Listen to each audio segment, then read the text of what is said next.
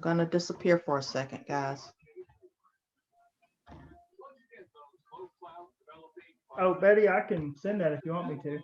Well, yeah, because like Evelyn's asked me to text it to her. Okay. Okay. I know Betty's working on it too, so. Betty, do you have it? Or do you want me to do anything? I got it. Okay. All I gotta do is hit Control V and paste it. Okay. And we are live on our YouTube channel, and I'm looking at it now, so it's looking good. Okay, Okay. Brian, I just sent it again. All right, thank you. You're welcome.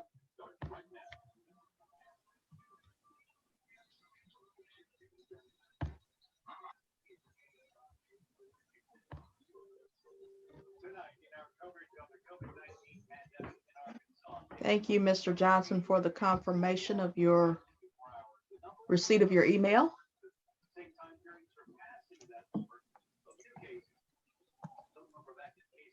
Like, what happened to that? Like, I just had that email. Where did it go? Maybe you filed it real quickly. No. Here we go. Okay. I figured out what I'm doing right now. It's going to the Betty folder. Uh-huh.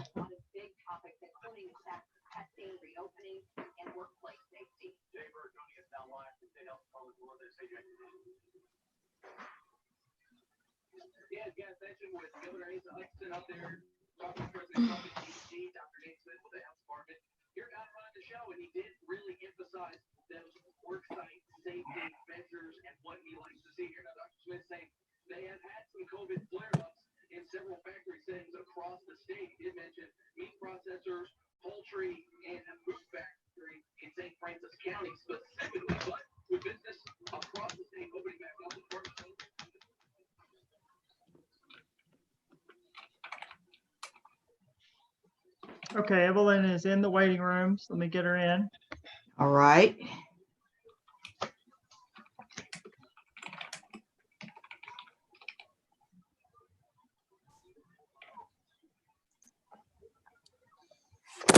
Ah.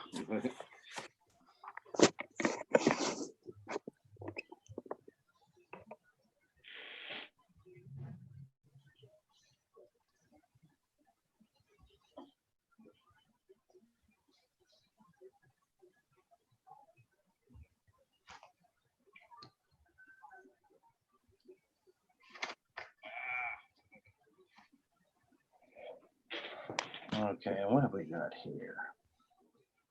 Okay. And Christy is now coming in. Why am I just looking at myself? Here we go. Evelyn, turn on your video. Hey, All right. Christy. Hello. How are you? Good. How are you? I'm doing good. Great.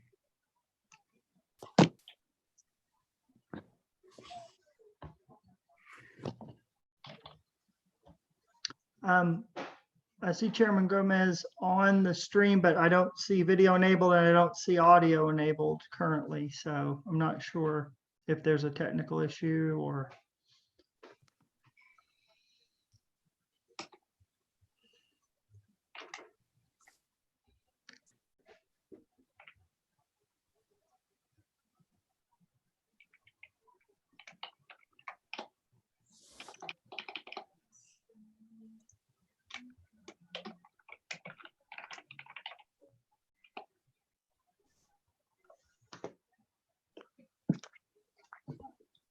No, honey, you can't come in here. I'm on a phone call, sweetheart. Oh, no, not that. Okay. Can you hear me now?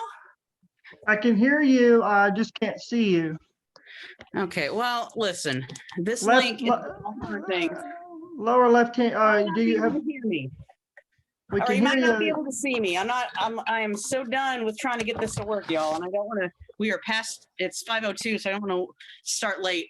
We've already started late. So hold on one moment. I've got to try to get Brian's email open again. If you will look in the bottom left-hand corner, you'll see a little video camera. Correct. And it I'll should be deal with that in a X'd minute, out. Betty. I'm going to deal with that in a minute. Just give me a moment. I'm trying to Okay, get this going so it doesn't.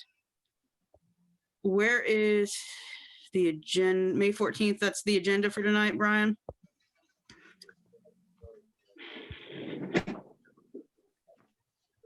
Hold on. I'm having some technical problems Like here. it should be launched. It should have launched by now. Let me go ahead and I'm going to dial up our IT guy and I'll have him talk with you. Okay, just give me a moment here. I've got to be on a phone. I don't have a computer access right now. Moment. I'm in driving mode. Hold on. I'm gonna figure out how to change this, guys. How's that? There you go. there you go. Okay, hello, everyone. Hello. Hello. I need one of those holders. Okay, I'm just gonna hold my phone. Okay, I see we have I see there is Price and McKinnon.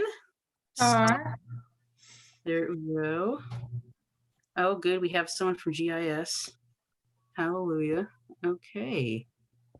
And the clerk's office. Great. I guess we were waiting on me. Is everyone present, ready to go? The only person we're missing is Mayor Bob Johnson, so he may Okay. log in later. Do we want to, before we get started, I'm happy to give a few minutes to get everyone logged in. It's 5:04. Let's go ahead and just wait one more minute until 5:05 and we will get going. Because I'm having all kinds of computer problems, I don't have a printed out agenda and I'm gonna have to look at it on my phone as we go.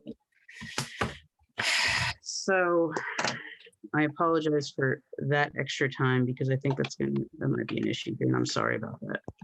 If you would like, I did print one for myself. I can tell you what's on it as we go. No, I can pull on once. I gotta pull it up. I'm gonna screenshot this so I don't lose it. Okay.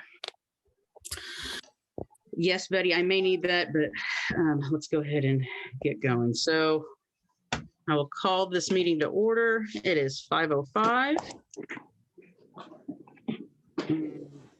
Do we have a volunteer who would like to lead us in the pledge? If there's a flag to look at. Is anyone present in the Zoom call would like to lead the pledge? You may do so. Shelby actually has a flag in his background.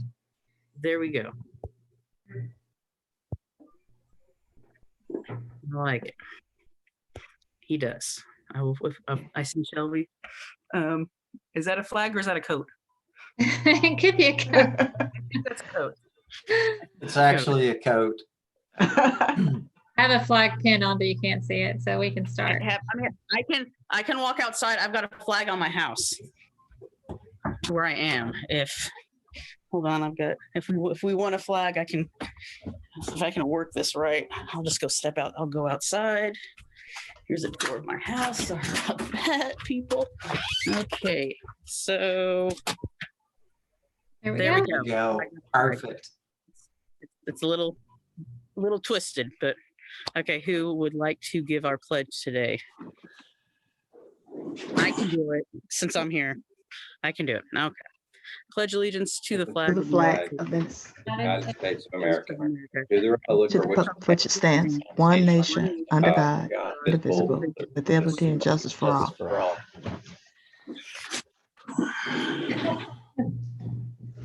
Okay. Thank you all. So we will go ahead and go into our business. And I know we have, as we are getting into our business, I will say we have a lot of business that would be nice to cover.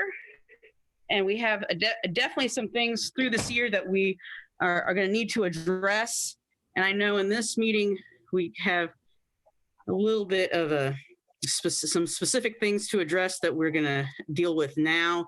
And just know, commissioners, we will need to meet later on, and we're going to try not to meet any extra than we have to due to COVID and different pandemic things going on right now in our country. So we have lots of items to discuss, but we're going to stick with the agenda, and then anything else that we need to deal with, we will deal with after we take care of our agenda items. And I just wanted to recognize, I'm sure we have plenty to discuss and different matters that we may need to necessitate having a meeting at a future time. So with all that said, let me pull that agenda back up, and I'm so sorry I'm over the phone, guys. Okay, so first, our approval of previous minutes. I see those have been, did we get those from Betty? I believe we got those in email from Betty. Any discussion about our previous minutes? I move to approve the previous minutes. Okay, Second. all right. All those in favor? Aye. Aye. Motion passes. Our I closed it. Dang it. Hold on one second. I accidentally closed it. Let me get back there. Betty. Okay, the Zoom link only had the Zoom link. It didn't have the minutes in it. No, I sent the minutes back in March. I didn't resend a second copy. Okay, hold on one second. Oh, that's why I screenshotted it, because I kept closing on me. Let me pull my screenshot. There we go. Okay. First item of business, approval of Little Rock School District Zone boundary lines. Madam Chair, before we do that, I would like Mr. Johnson to kind of go over what we're going to be doing and looking at, maybe give a little brief description of that to make sure that we're clear on what before we start. That would be great. I'll go and cede the floor to Mr. Johnson. If he could introduce himself and tell us where he's from. Good evening. Very honored to be able to participate in your meeting and to answer any questions that you might have. My name is Shelby Johnson. I currently serve as the Geographic Information Officer for the state of Arkansas. And back last fall, in the fall timeframe, the Department of Education reached out to our office to inquire about supporting them in the development of new school board zones for the Little Rock School District. Our office plays a technical role in the redistricting process, and we also support county election commissions, the Secretary of State, and the county clerk offices across Arkansas by warehousing and publishing election precinct boundaries. We also publish GIS data of the state house, state senate, school board zones, and other election geography. So we have a fair amount of expertise in developing redistricting data and very well understand the census data that's used to support the redistricting process. We began that work, and over the course of the fall through October, November, and December timeframe, developed a series of iterative plans that were comporting with standard redistricting principles such as compactness, contiguousness of districts, to the degree possible, equal population among the various school board zones. And we arrived at a final plan and made that recommendation to the Little Rock School District Community Advisory Board in December. In turn, that Community Advisory Board made the same recommendation to the Commissioner of Education, Secretary Johnny Key. And Secretary Key, it's my it's my understanding that in his statutory authority, adopted the plan that we then developed into a written legal description and series of exhibits. So although I'm unable to see the exhibits that are in your package and the legal description that's in your agenda packet, all of that material was prepared by my staff or myself. And I'm pleased to be able to answer any questions if you have any questions. Okay, thank you. Can you show those exhibits on the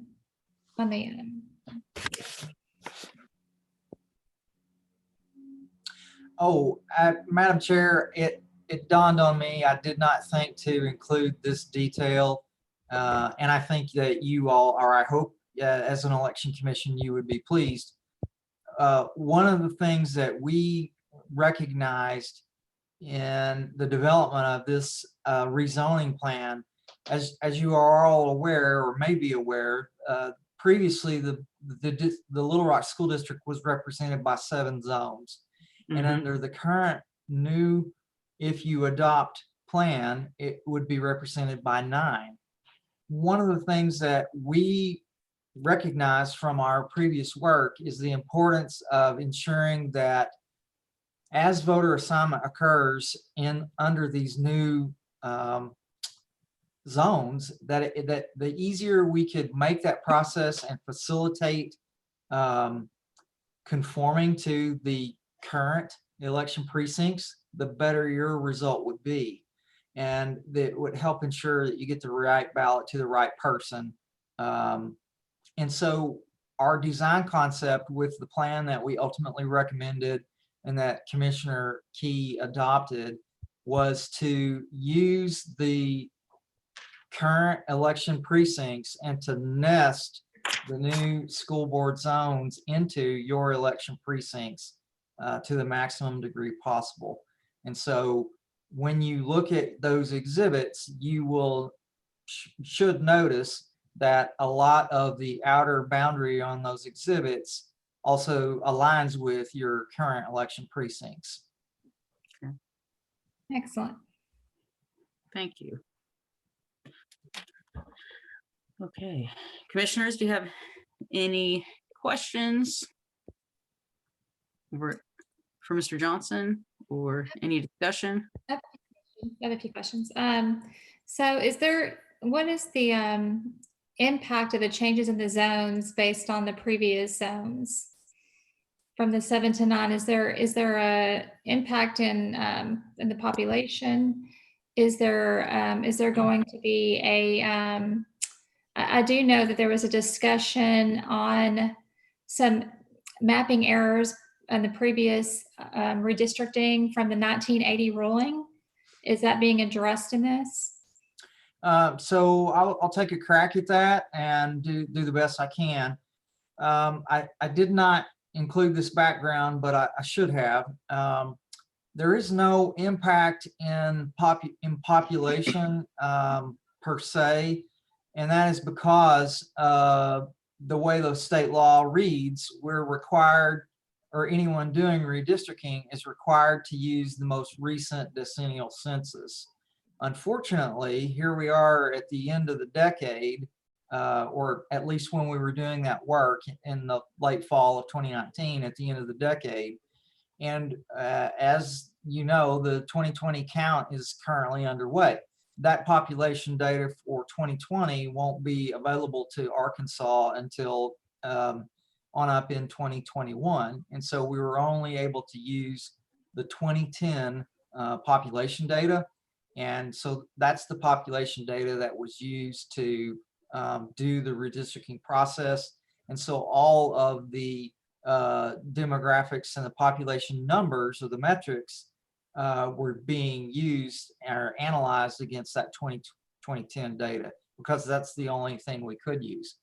To address your concern or question about the school district boundaries, in the early stages of working on the school board zone development, we discovered an error in the state GIS file that resides on our state GIS platform. That error resides in our gis.arkansas.gov platform, and it was discrepancy in the parts of the school district boundary and how accurately it was reflected. Brief history, the U.S. Circuit Court, 8th Circuit, set the boundary in 1980. And in 1980, they fixed the Little Rock School District boundary to match the Sidewalks and grass. municipal boundary for the city of Little Rock at that time. And so, Hey, Mr. Johnson. Okay, but Can you- I don't have a Chrissy speaker Patter. or camera on my, Is this the mayor that I hear? Yes, okay, so you can just turn your phone on speaker if if I need to talk. can we mute?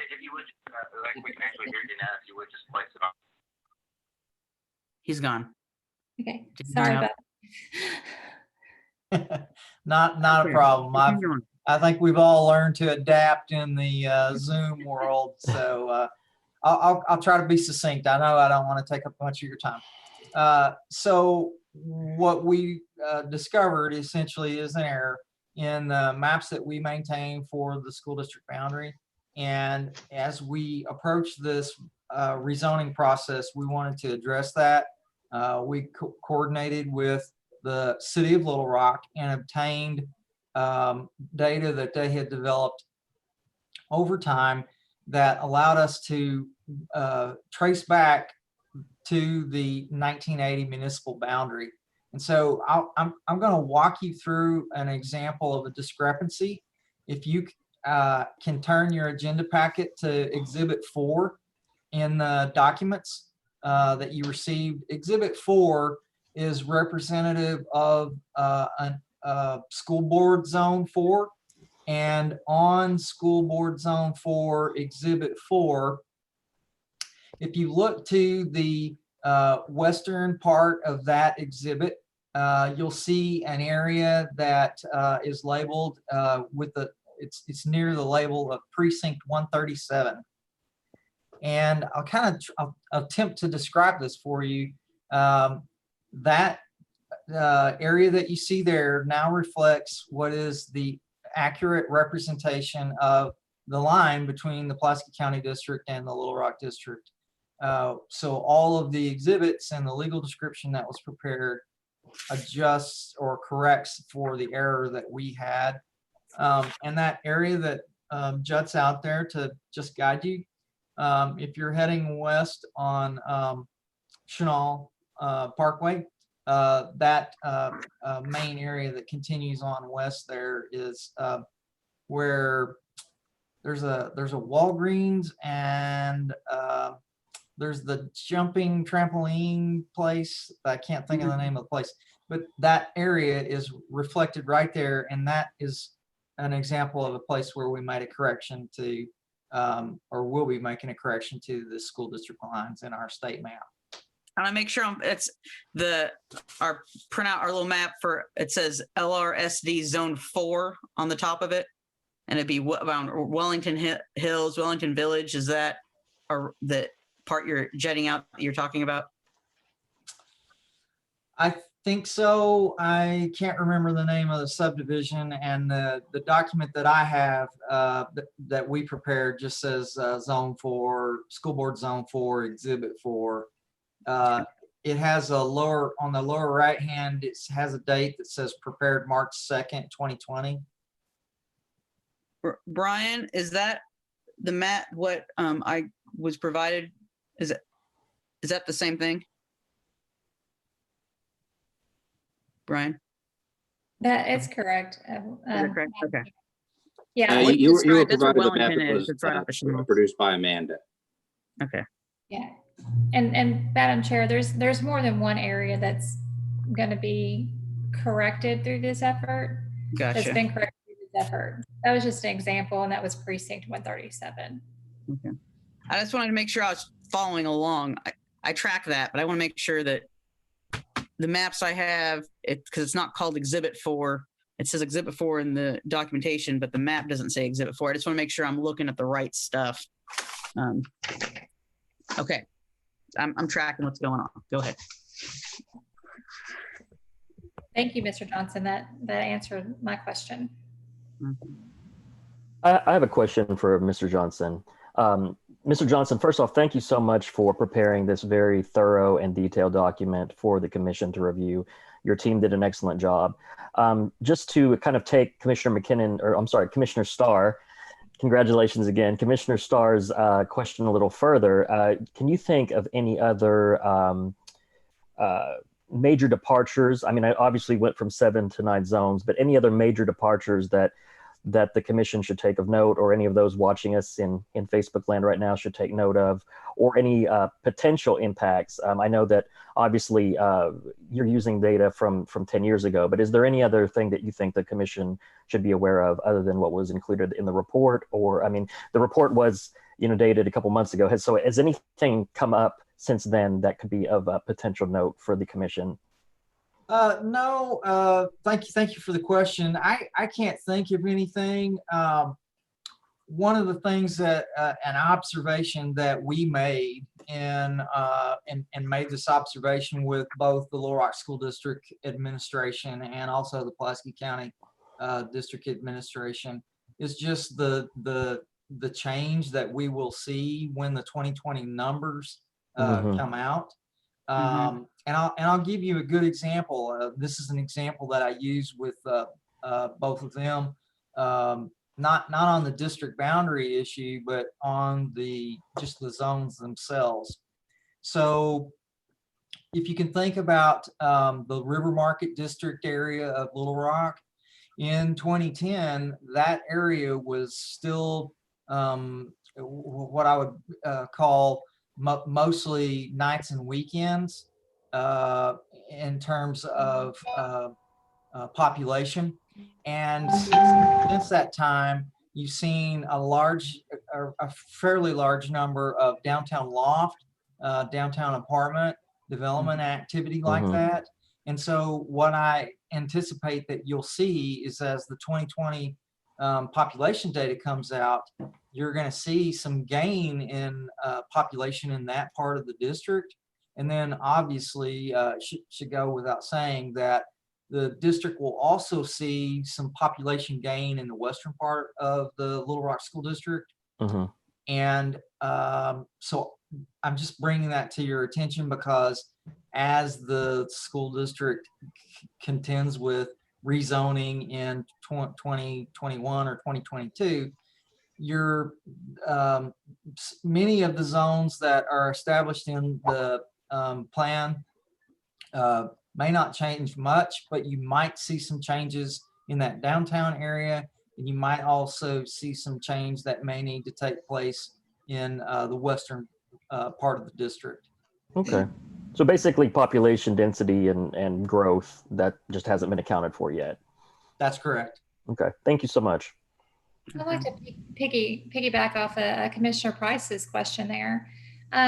Even with the growth in West Little Rock, for example, and Northwest, would there be an increase in Little Rock School District if those lines have been moved back because of the 1980s lines that basically are not compatible with Little Rock City lines? No, not really, because the amount of discrepancy in the error it's not significant population. There are a few places where there are some residential areas, but it's not large numbers of population. Okay. It's relatively small numbers. Okay. Actually, I have a question that was sent to me. We're in the world of technology, so if I may, will the tax assessor records be updated with the new boundaries? Take into account that there's a different tax for homeowners in each district. Is that correct? It is my understanding that the county assessor office would work on that, and if there is a discrepancy in their records, that they would adjust to make this update. And my expectation is that that might not happen right away because they wouldn't make that adjustment until your commission takes its action on the zones. Okay, thank you so much. I'm just kind of making sure that the timeline of what's going on, we have what's going to be in front of us today. And then we all know, are acutely aware of the census and the redistricting that will be going on across the state and the nation, that I don't want to say these are temporary zones, but really they're zones until that census data comes out in the next year or so. Is that what we're looking at basically? That would be correct. Kind They of a are, dumbed down version. I know that I'm missing a lot in that, but well, no, you're very much on target. These zones in a normal circumstance, these zones would last for a decade. But because of the state and the Department of Education, the Education Commissioner and the State Board of Education working toward that goal of returning local control, you can't have local control until you have a locally elected board. You can't have a locally elected board until you have zones so that those candidates can file and run for those seats in those zones.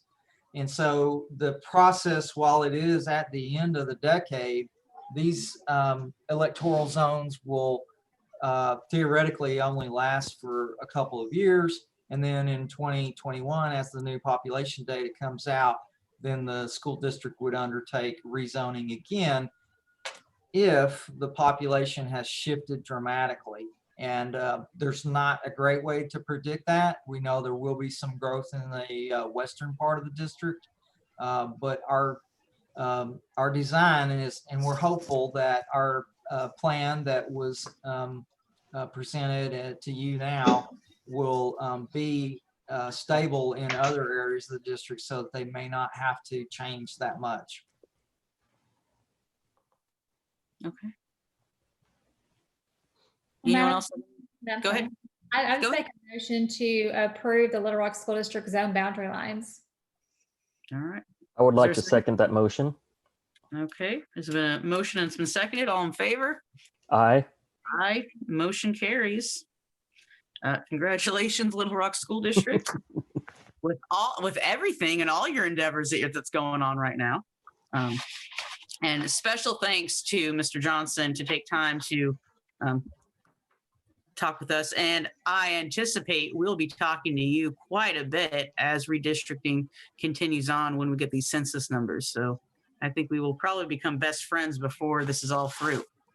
Thank you. I hope to develop a lot of best friends in the next year or two. So thank you very much. I'm going to thank you for the opportunity again to answer questions and provide you additional information. And I'm going to sign off and wish you a good luck and a very successful meeting. All Thank right, you. Thank you. Thank you, Thank you Mr. so much. Johnson. Thank you, sir. Okay, so Brian, you have our stamps. Obviously, you have my permission to anything that needs to be signed on this. So let's go through. What do we need to do? What's our documentation that we need? We've approved the zones. So what do we need to do now, Mr. Poe? Is there documentation that we need to sign? Like it's optional, basically. This is I prepared a resolution that y'all can sign if you want to, but see. the motion itself serves the purpose. The purpose of the resolution is just to improve the record for future people who are looking back on this. I would like to have a good record. Commissioners, do you have? No, I agree. In fact, I would like to move to go ahead and accept the resolution and sign it if we need another motion to do that. But otherwise, I'm for you signing it in with my stamp, Brian. I'm going to take that as Price making a motion that we adopt the resolution. Any discussion, or is there a second? I have discussion. Sorry, I Okay. played devil's advocate for a second. But is this a I'm typical right now. to file resolution for a temporary change in zones for schools? Ma'am? Is I'm this a temporary, is this a typical action to follow resolution just for a temporary change in zones for school districts? Have we done this in the past? In the past, it's typically, it's been handled by just by simple motion, which is why I said you, as far as the resolution goes, you can take it or leave it. But having consulted with the county attorney and just having gone back to research this process myself, it would be better if we had basically something that said what we did, and that's kind of the purpose of the resolution. Can we, I think I saw Mr. Fogelman on here. Could he speak to the better part of the why it's better? Okay, we'll recognize Mr. Fogelman. Go ahead. Thank you. Thank you. So I'm a fan of preserving through documentation whatever the stated positions of any governmental body or any decision-making body is. So whether it's by resolution or simply by adopted motion, which you've already done, and preserving that in the minutes, either one will work to preserve the decision and that's been made. However, for the sake of simplicity in passing that decision back to the Little Rock School District and the State Board of Education for their records, it may be simpler to have a resolution that simply addresses that one matter instead of having meeting minutes that address a number of topics. Okay, that sounds logical. Thank you. Yep. And I just want to piggyback off that. I completely agree, Mr. Fogelman. I will say I've been involved with nonprofit organizations where something had been changed, let's say, for example, the bylaws, and it was changed in the minutes, but to dig back, historically, looking back through years of minutes, it is so much more handy to have that resolution where you could just say, oh, well, this is where it was changed versus trying to dig through those records. So I really do appreciate you having that desire to have it firmly documented and easy for someone to find in the future.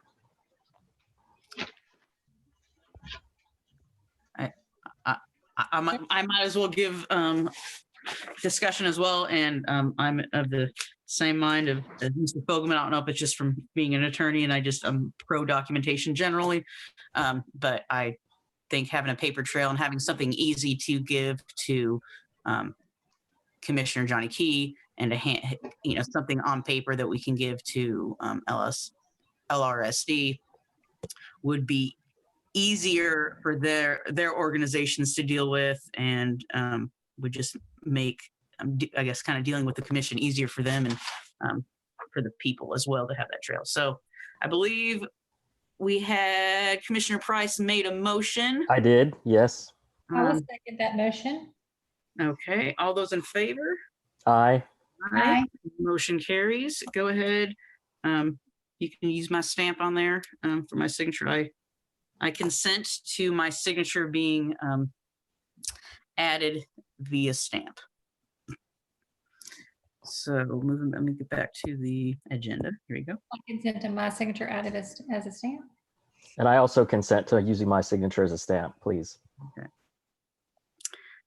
The next item of business is Jacksonville. And is the mayor still with us? He was with us at least for a little while. Yes, ma'am. Mayor Johnson. I'm here. Good to hear you. Okay. I can see all, but y'all can't see me. They stole my camera today. Well, that's terrible news, but you sound nice and clear. So at least we can hear you. Well, good. And I can see y'all, so. Okay. So we have a June 9th, 2020 Jacksonville special election on our business. Mr. O, would you like to lead us through that? And if we need to start with the mayor, we can do that. But we have Mayor Johnson with us, so thank you. Welcome again, Mayor Johnson. May I interrupt 1 second? You may. Could someone please also provide how they're planning on protecting the public and the poll workers, election officials during this time? I think that'll be Brian's presentation. Is that correct, Brian? Yes, sir. I can talk about that. Thank you. Basically, Good, because that was in the forefront of items I wanted to discuss. So if that's going to be covered, that's great. Thank you. All right, Mr. Poe, you want to lead us through our plan for the June 9th election here? Yes, ma'am. Basically, what we're looking at is having had extensive talks with the city as well as with the State Board of Election Commissioners, and following their guidance. What we recommend is consolidation of this particular special election down to one poll. This will allow us to concentrate our resources so that we can, number one, use as few election officials as possible and thereby protect as many of them as possible from risk. And number two, this allows us to where we can have extra resources for that one poll to ensure that we are providing a sufficient amount of PPE for our workers as well as for the voters who participate in this election. And also make sure that every square inch of of the area that the voters and the workers will be in will be sanitized. So to that end, we've gone about, and maybe Betty can speak a little bit to this more, but we've gone about securing masks, securing gloves. We have, I think, 1,500 gloves in our, something like 1,500 gloves in our possession. We have 1,800. 1,800. Hand sanitizer, and basically, and also we are still trying to get some more hand sanitizer and more alcohol-based cleaning products. But we should have we should be able to get some more of that from the county. In addition to that, we are going to we've purchased spray bottles and bleach to sanitize the surfaces that are not the equipment. So that's and we'll be periodically sanitizing throughout early voting and election day.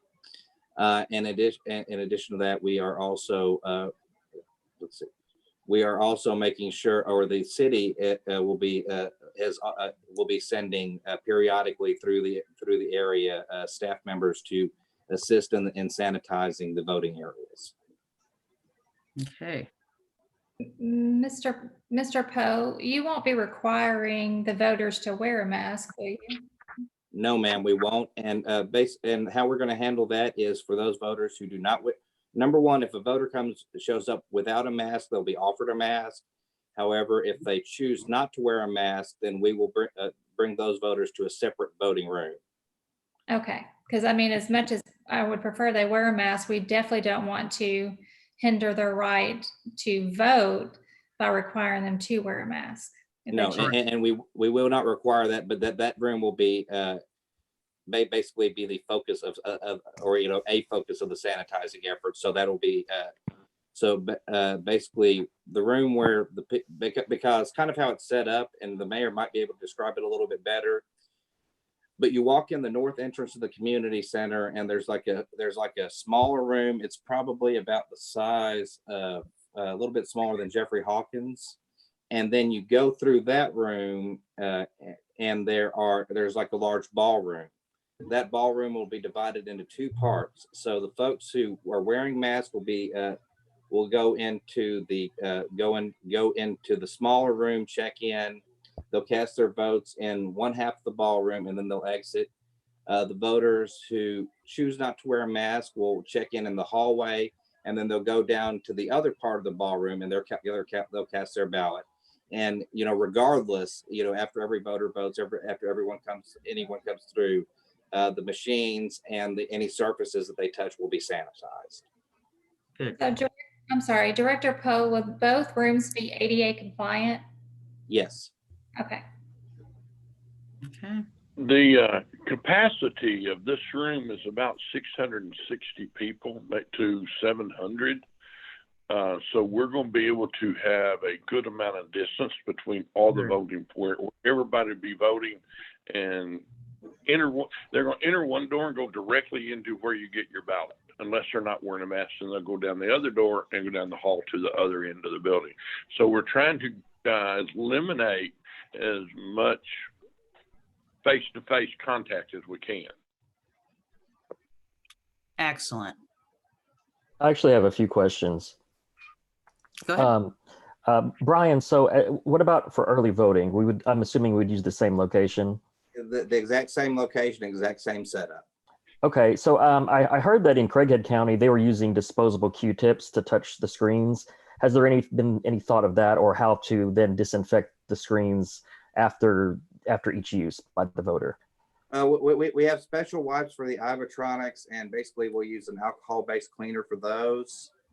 As far as the paper ballot areas, we're going to have tables that people can vote on with our regular voting booths, and we'll have a bleach-based cleaner for that. Okay, so will those be those Ivatronic screens? Will those be wiped down after each use? Yes. Okay. Another question. Oh, go ahead. Well, just one more thing. And then as far as the styluses go, we're planning on using pencils with the erasers, and basically each voter just gets to keep a pencil. Okay, great. That's So even better. they can mark the Ivatronic without actually having to physically touch the screen. But either way, it'll be sanitized. Excellent. That's even better. And that actually kind of goes into my next question. So as far as when they sign in and they're using a pen, I know just even without COVID-19, a pen is like a point of transmission for germs and bacteria. So what are any safety protocols you put in place for people using the same pen over and over? Basically, everybody's going to get their own pen. That's what I thought you'd say, and I love it. Thank you. That works. Good. I'm sorry. I've got another one. I know that in Wisconsin they had obviously some issues with their election, and there were actually 5 times more absentee ballots cast. So do we anticipate a larger number of absentee ballots being cast for this election, or has that been encouraged in the city of Jacksonville?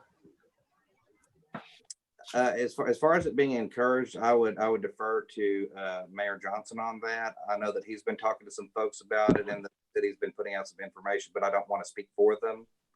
As far as the actual volume of absentee ballots, I would defer to Mr. Kennedy on that. We have not encouraged people to absentee ballot unless there's a reason. You're going to be out of town, you're quarantined, something of that nature. But we're not encouraging absentee balloting. That sounds consistent with the law. And so that's not, I think that sounds like a good course of action. Yes. I mean, one thing that I'll point out that's neither here nor there is that the governor has waived the excuses on absentee ballots for June elections. Yep. If you're interested, we're expecting between 1,500 and 1,800 voters total, whether they're absentee, early, or on election day. Okay. Last question, Brian, from me. As far as the staffing of the poll workers, I know many or most of our poll workers are a little bit more mature in age and are vulnerable population. So has that been taken into account with the staffing of the polling location? Try to get maybe some of our younger poll workers to work that election. But basically, in Jacksonville, we don't have any younger poll workers. Okay. We have 2 or 3. We tried to contact them; they never got back to us. Okay. So what we're doing is we're using largely the group that we have for early voting in Jacksonville. They'll be working throughout early voting and election day. So we did that to try to minimize the number of people that we use. Mm-hmm.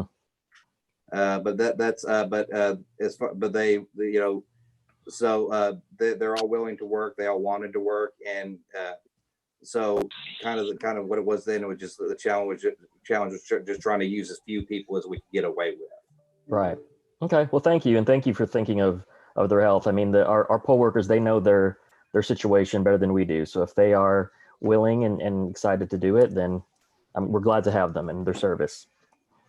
And on that note, Brian, Mr. Poe, I had asked your, what's his title, assistant director, Mr. Camp, to provide me with a copy of his spreadsheet showing who he contacted as far as poll workers and that efforts, and I was never provided with that.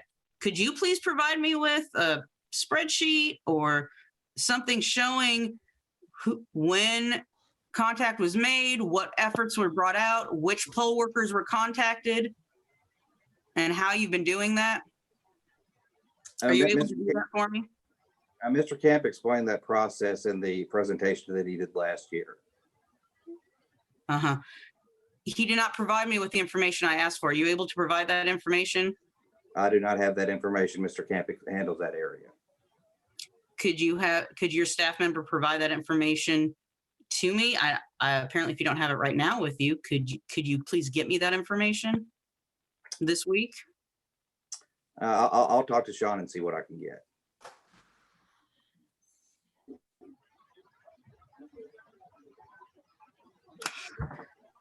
Could I say something? Absolutely. Okay, the city of Jacksonville is also working with getting, we have a company that makes liquid sanitizers. I've asked them, hand sanitizer, I've asked them to give me 6 gallons of it for that day to put in spray bottles. And I'm going to ask some of my city people just to volunteer to be there to spray somebody that wants their hands sanitized. So we're going to try to help with that, but give you some volunteers to help this be a very safe election. That's wonderful. Thank you. Mr. Mayor, thank you so much. Yes, thank you, Mayor, for being proactive and for offering those services. That's very, very much appreciated. I just want to say throughout this entire process, the city has been incredibly helpful, and we do thank them for their efforts. I'm ready to fill my council seat. Oh, I'm sure. Okay, Mr. Poe, anything else we need to know before we move on with the different items under specifically for the Jacksonville special election? Anything else you'd like to present to get us going forward? One thing I will note is that for this election, we will be using the laptops throughout to streamline the process. So we aren't going to have any paper poll books on election day. We're going to be using iPower Profile rather than on election day having 20 different poll books. We're just going to have 2 laptops to speed the process up. I will also note that throughout early voting, it is my understanding the clerk's office will have a staff member up there embedded to correct any voter issues that arise, such as incorrect addresses, names, etc. Will 2 laptops be sufficient? It generally is. Basically, whenever in larger elections, just as a general election, we have 2 laptops and we can put through 500 people a day. Okay. At the Jacksonville Community Center. So, That tracks with the amount of people that would be voting in this election. Okay.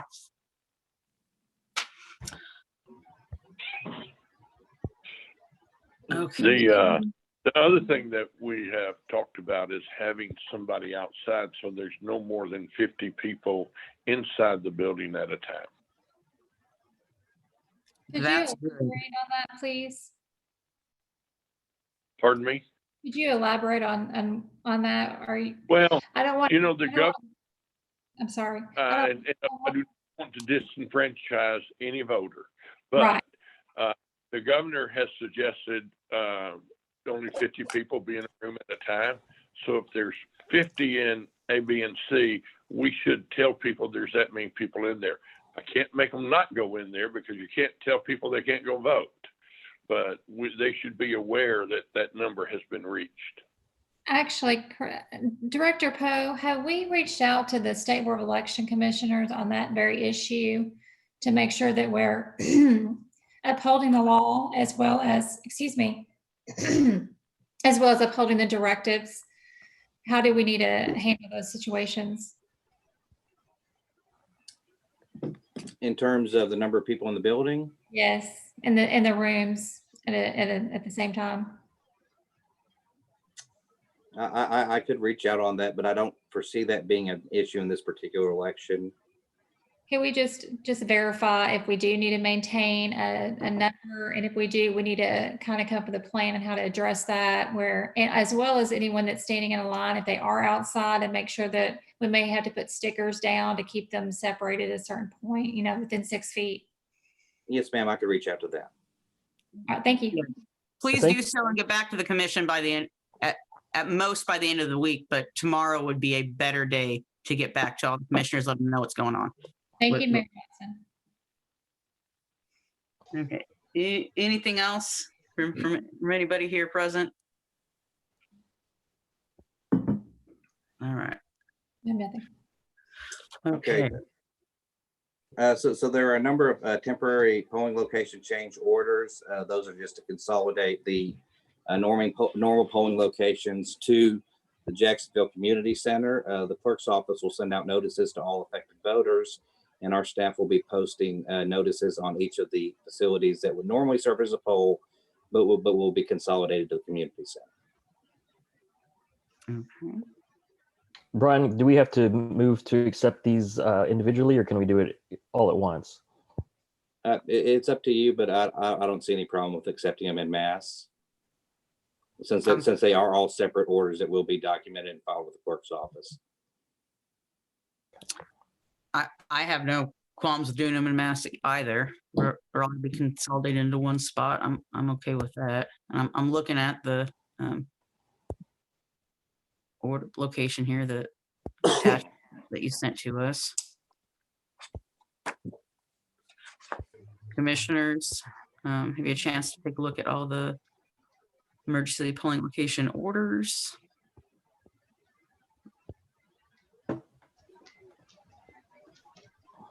Any further discussion from commissioners?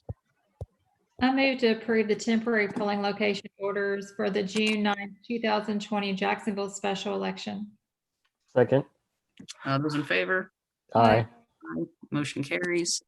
And you can still use my stamp for these, of consent to my stamp for the remainder of the meeting, anything else that we need to sign. So I would like to sign all of those. I agree with all. They appear to be the correct dates on here, 20th of May, June 9th. Everything looks like it's correct. Same. Good job with getting that put together ahead of time. Thank you, Mr. Poe. You're welcome. And we have an amended polling location order in addition to the temporary polling location order. Is that correct? Is that what I see here? Yes, ma'am, and that's just the overarching order for this election. Gotcha. That says emergency polling location order across the top, and it has all the precincts listed with the Yes. location. Okay. We Yes, need a and the one motion thing to, that I need to point out about this is we're only going to be opening the Jacksonville Community Center for this election. We've talked to the clerk's office. They've agreed to establish their location as the Jacksonville Community Center as well. So with our building currently being closed to the public and, the election being in Jacksonville itself, we felt that was the most sensible thing to do from a public safety and health standpoint, as well as a fiscal standpoint. It makes no sense for having a resident of Jacksonville going anywhere else. That's fine. That absolutely Director Poe, Yes, ma'am. will the clerk's office be sending clerk staff as they would at the regular downtown location? Yes, ma'am. They'll have clerk staff there to handle any issues that might pop up, such any issue, like any voter registration issues that might occur there. Okay. So we'll have 2 laptops set up, and they'll actually have one set up there as well. Okay. Good deal. Director Poe, do we need a separate motion to accept this emergency polling location order for the Jacksonville special election? Yes, sir. Okay, well then I move to accept the emergency polling location order for the Jacksonville special election to be held on June 9th, 2020. A second. All those in favor? Aye. Motion carries.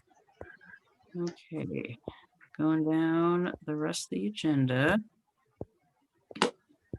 Get us through, what do we have next here, Mr. Poe? We've got the amended polling location order. We have LNA testing. How did that go, Mr. Poe? It went well. Okay.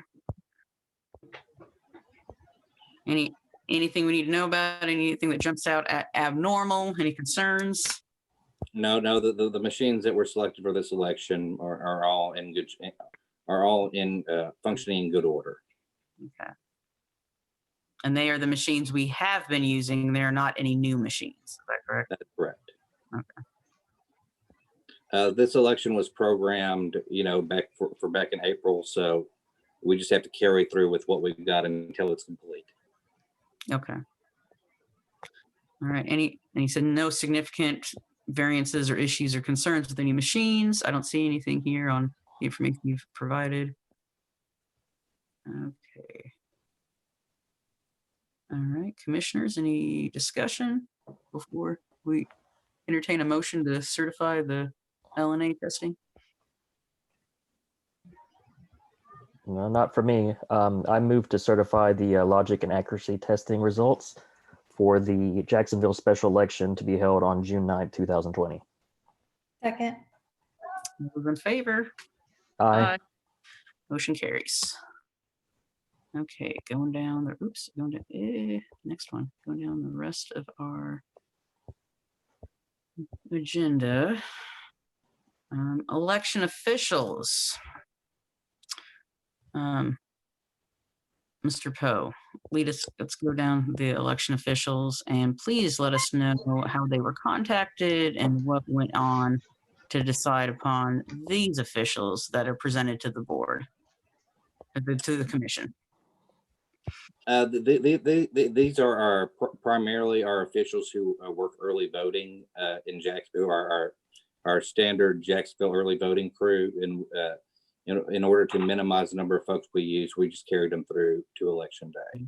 So these are from the most recent election in Jacksonville. This is our same folks. Any difference? And these have been the same folks for years and years and years. Like for instance, Laura Umfleet has been working as a chief judge at Jacksonville since at least 2010.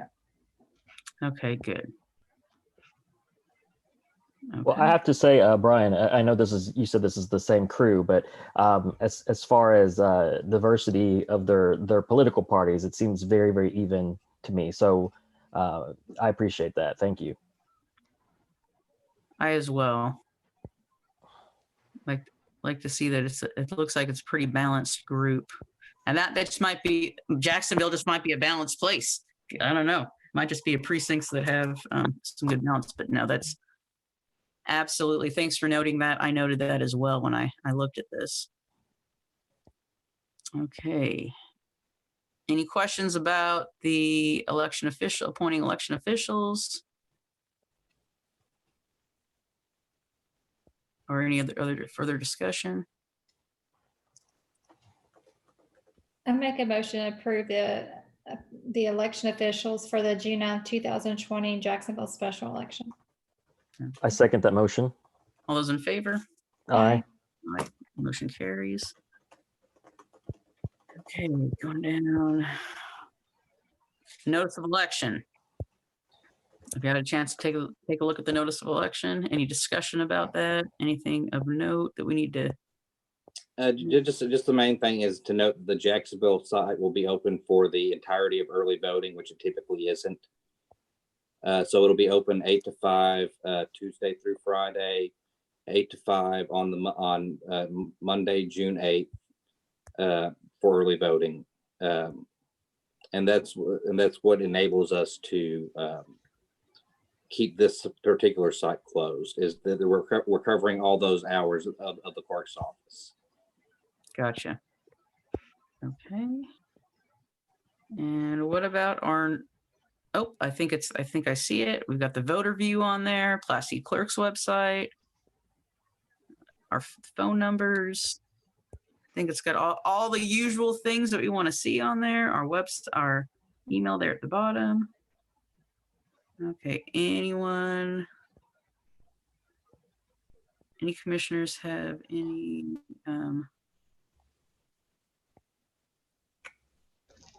the only thing that I would, oh, never mind. There's information on absentee ballots on there. Okay. No, I have no further discussion. Okay. I just wanted to make sure the website was on there, and it is, so great. And it's with this pandemic, the position with the candidates, was there a draw? Did I miss that? Did I not? You Do I did it. not remember? Do I just not remember that we did do a candidate draw? We did it, like we did it whenever we were wrapping up the primary elections. Yeah. And we had quite a bit going on then. Okay. So that might have kind of been shuffled down the memory hole, but we did do it. We had a lot going on there for for a while. We had several back-to-back elections and all kinds of recounts and all kinds of things. Okay, I just couldn't remember when we did that. But okay, that was my only thing that I couldn't quite remember. But everything else, Jacksonville Community Center, one location, one Right. good. And everybody in Jacksonville knows where it is. Right. And it's easy to find. I'm sorry. You know, that would be such a great vote center if the Quorum Court would allow that. That would be just something great for Jacksonville, just putting that out there for a thought to hear. But besides that, notice of election, if there's no further discussion, I'm happy to entertain a motion. Yeah, I move to accept the notice of election for the Jacksonville special election on June 9, 2020. Actually, I had discussion. Oh, Okay, go ahead. Director Poe, was there any issue with this notice of election going out past the May 11th date of the new registration ending for this election? No, by statute, the notice is only required to run more than 10 in 5 days. Okay, thank you. Okay, good question. Okay, any other discussion? All right, I believe there was a motion. Do we have a second? mhm. Second. All those in favor? Aye. Aye, motion carries. Looks good. Well done, team. And I am almost out of battery, so hopefully you don't lose me. I'll try to make things brief so we can finish our business here. We have the election officials, a notice of election, the announcement of a ballot error. Yes. I know this is something that we had, there was at least to talk to you about. We had to acknowledge this, that we had original scheduled for a different date, and things moved around a little bit. So Mr. Poe, do you want to go ahead and lead us through that? Yes, ma'am. Basically what this comes down to is that we had already printed the absentee ballots for this election. We sent them out. People had submitted them. Those all have the April 14th date. By statute, basically, let's see what is it. It's the ballots are all within an election are all required to be the same. Mm-hmm. So having talked this over with with the State Board of Election Commissioners and with the county attorney, and just so you know, we're not the only ones who encounter this. Like during the previous state board meeting, they actually had a discussion on this as well for a May 12th election. Mm-hmm. We felt that the best mechanism for addressing this would be to essentially keep the ballots that we already had, so as not to disenfranchise those folks who had already submitted their ballots, and to basically declare the ballot error based on our inability to correct it based on those absentee ballots being in, as well as the election being rescheduled due to a pandemic. That tracks with me. Any discussion with commissioners? None for me. And I just wanted to add one more thing. Like the purpose of this is basically just to place it in the record to say that, you know, even though the ballots might say April 14th, on June 9th. So, and you know, and that goes back to Mr. You know, just keeping the record good for people who go to look back at it in a few years and try to figure out what happened. Okay.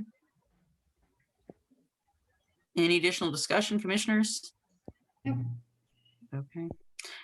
Are we making, I didn't see this, did I skip over it in the materials that you sent and the email? You haven't anything to sign, or is this just an announcement of the order? This is just a public announcement and it'll be noted in the minutes. Okay. Okay, good. Then let's move on to election officials.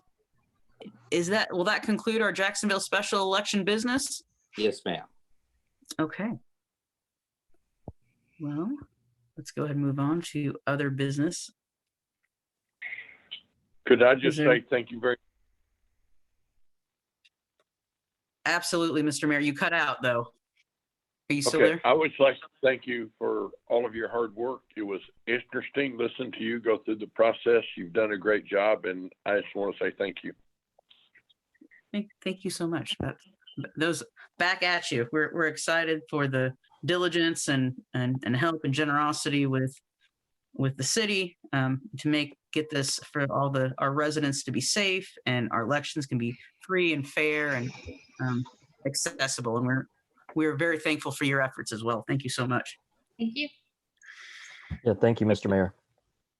Have a good evening. You Thank too. Do we have any other business at this time? Just to any- just get to the next meeting. Okay. Okay, so we're gonna set the next meeting. Okay. So besides deciding on setting the next meeting, anything else? Like one thing I wanted to let y'all know is that the Secretary of State's office called us and let us know that we're getting a DS-450 that's going to be purchased out of the COVID funds. Okay, that's great. Just one? It's a $60,000 machine, so I know. I'm excited about that. So it'll be nice to have. In addition to that, I just need to let y'all know that we have received our voting equipment and are in the process of testing it right now. Fantastic. We received our Great. last shipment, which was the electronic poll books last Friday. Awesome. Thank you. Okay, news. good.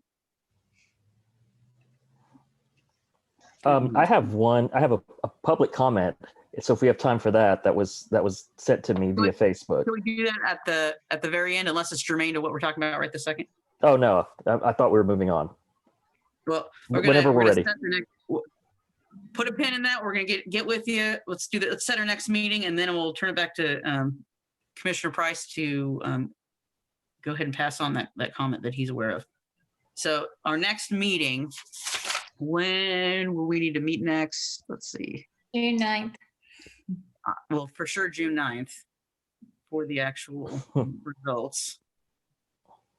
Do we want to just set that now, and then at that meeting set any additional meetings we'll need after that? Yes. That's fine with me. Okay, so June 9th. It's a one issue election, so and we're coming from one location, so I'm going to assume we're not going to have a lot of lag time in collecting from multiple precincts. Oh, So- we're actually going to have staff members there to collect everything and bring it in. Okay. It's my plan to have at least myself there for election night or for election day, and possibly one other staff member to assist with whatever the workers need. Great. Um, So what time do you think we would be good? I think 8:30 would be safe. Is that too late? Sounds good. Well, I mean, Jacksonville's still a solid 20 to 30 minute drive. No, that's true. Okay. I'll factor in drive time. Okay, 8:30, that will work for me. Commissioners, that works for the rest of you? Sounds Okay, good. and we Sounds do good. need to set one more meeting, at least one more meeting. Well, actually, two more meetings. We need to set the provincial ballot meetings. Okay. That's true. We need to do that actually before they come in. Okay, so provisional ballots. Let's get a calendar here. Okay, what's our time frame there for those? For the first meeting, to do the preliminary review, we would need to do that on the 11th or 12th. And the second meeting would typically be set on the 19th. And that's going to give the UOCAVA days and, Yes. okay. I'm available for all those days, so whatever works for the other commissioners. I believe I am. Just give me one moment. I'm going to pull up one more calendar. to double check that I am not, because of COVID, I was not traveling. I did some training today, so I don't think I'm going to be traveling next month. Okay, so 19th is a Friday. I'm available that day for a second meeting. For the preliminary review, the 11th or 12th is going to be a Thursday or a Friday. Either one of those days would be fine with me. The 11th is fine with me, 5 p.m. And so that's a Thursday. Now, historically, Thursdays are not always the easiest, but with COVID, that may Yeah. have changed. Let's change some things. Okay. Just a few things. That works for me as well. I want to be sensitive to everyone's needs outside of the commission. Okay, so let's do the 11th. Let's do Thursday, unless it would be better to have that extra day to do it on the Friday, Mr. Poe. Would you? It looks like it's fine with the commissioners. Is there do you have a preference? We'll take your. Well, I would just say that the Thursday is fine because this given the turnout we're expecting in this election, any provisional ballots we receive, we should be able to turn around fairly quickly. Okay, good. So I don't want to have problems for the staff, but let's do the 11th. If that's okay with the other commissioners, we'll do the preliminary review on the 11th. Excuse me. I do have a question. Yes, ma'am. Are county offices still going to be closed at this time? I honestly, I mean, that's the thing that we're running into just kind of across the board is it's very difficult to tell what it's going to be that far in advance. I can just tell you that I don't get to make that call. I mean, I guess my question is how will we have a hearing if the county office is closed? Mr. Crowe, here's what you're going to do. You're going to get us a backup. If the county office is closed, maybe the Jacksonville Community Center might be open to us. Excuse me. So Mr. Poe, you're going to find us a, pardon me, I just swallowed air. I don't know what's wrong with me. Get us a rainy day option there. So if we can't use our building, if it's still closed down, get us by election night. Get us an option for the location of where that is going to be. I could provide all those documents to you electronically. Let's do that. And let's do that. Once again, given the type of turnout and volume we expect, I don't feel like that would be a particular issue. We have a very fine copying machine that scans many different sizes of paper. So I could digitize those PDF them for you and get them to you. Okay. Excellent. I do have a weird question. If someone has a mask on and they show their ID, do the poll workers know how to handle that? That is something that we will be going over with them. Okay. Because like I said, I'm going to be on site on election day and probably, various days in early vote, especially the first day of early voting. But I actually asked the state board that, and they said that basically, they just have to exercise their best judgment. Okay. Thank you. That's what it comes down to. And it's just, it's just one of those crazy things, one of the many adaptations we have to make to this new world that we're living in. Okay. Thank you.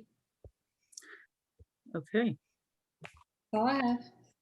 Okay. So we've got 11th and 19th, election night, the 9th, the 11th, and the 19th. Are those the dates we're looking at for the Jacksonville? Yes. Okay. You didn't set a time for the 19th. 19th is 5 p.m. That's 5 p.m. Let's stick with our normal 5 p.m. 11th, 5 p.m. 19th, 5 p.m. and the 9th at 8:30. Yes. All right. Anything else? Like I said, I know we have lots of things to discuss just in general. We have, the census is coming up. We have the new equipment. We got some of the new equipment. I'm sure the other commissioners are aware of other counties that did not purchase equipment. The Secretary of State went ahead and just bought them equipment that they didn't have to have any kind of a match or any of that kind of an issue. So we may want to Just if you're not aware of that, you may want to look into that. I'm sure that's some discussion as a commissioner we may want to have, but perhaps we can have some of these discussions on election night as we have time. There's just a lot of election news going around and going on right now. Just want to, if the other commissioners were not already aware, which I'm sure you are, we got a lot of stuff going on. But I'm not going to make this meeting any longer than necessary tonight. Those matters can wait to the next time we meet. There's one more thing I wanted to interject. We've prepared a couple of plans for, looking forward to the general election, for providing safe in-person voting and, sufficient materials to make that happen. Is one of our tentative plans. And just so y'all know, this is just a draft plan that is a starting point for discussion. Mhm. And then we've also prepared a plan for scaling up absentee voting should that be necessary. And, also a draft plan, just a starting point for discussion, nothing set in stone. It's just, laying out some best practices and some ideas for things that we might want to be looking at down the road. And I'll go ahead and send those to you first thing in the morning. Be great. And so I just wanted y'all to be looking for that. Thank Oh, you. good. Great. We can, I'm sure, discuss that at our next meeting. They'll give us some time to. Yeah, Go to through that and- give you all plenty of time to digest it. Awesome. Thank you. Yeah, thank you, Brian. And I know, other states have had elections, so that gives us an opportunity to kind of see what worked for them, what didn't work, and where we could make improvements to our existing systems. I like it. Go team. Okay, anything else for the good of the commission? Yes, I've got my public comment, Madam Chair. Good. That's our last little item of business for me. Is the public comment. Go for it with your public comment, please. I think this is actually more of a question for Mr. Kennedy. But with what you said, Mr. Poe, about the governor waiving the no excuse absentee ballot for this election, has the clerk's office put that information out anywhere where the residents of Jacksonville would be able to take advantage of that? Mr. Kennedy? We were noticed of that about 1 hour and 35 minutes ago. Okay. Yet to notice anybody on that, Commissioner. All right. Okay. Well, let us know whatever information you put out, and I'm sure the Election Commission will be happy to share that information. We Yes. will post it on social media and share if y'all do this likewise. Absolutely. Okay. Thank you for your efforts, Mr. Kennedy. We really appreciate you. Thank you, Madam Chair. Yes, thank you, Jason. Yeah, I just want to make one last quick comment. I want to thank both Jody and Betty for putting this together. They've been working very hard on trying to get together a system so that we're able to do business even in this time of, like I said, seriously, pandemic, who would have thought? So I just want to thank them for all the good work that they've done in helping to put together this meeting and getting the technology lined out so that we can make this happen. Thank you very much. Thank you Betty so and much. Jody, you guys are the A team. Absolutely, you. all the way. You guys are awesome. Thank you. Thank you. Well, anything else for the good of the commission before we adjourn tonight's meeting? Well, a meeting will be adjourned. Our next meeting will be June 9th, which will be election night for the Jacksonville special election. All right, everyone stay safe. Wash your hands. This meeting is adjourned. Good night. Good night, everyone. Night. Be safe.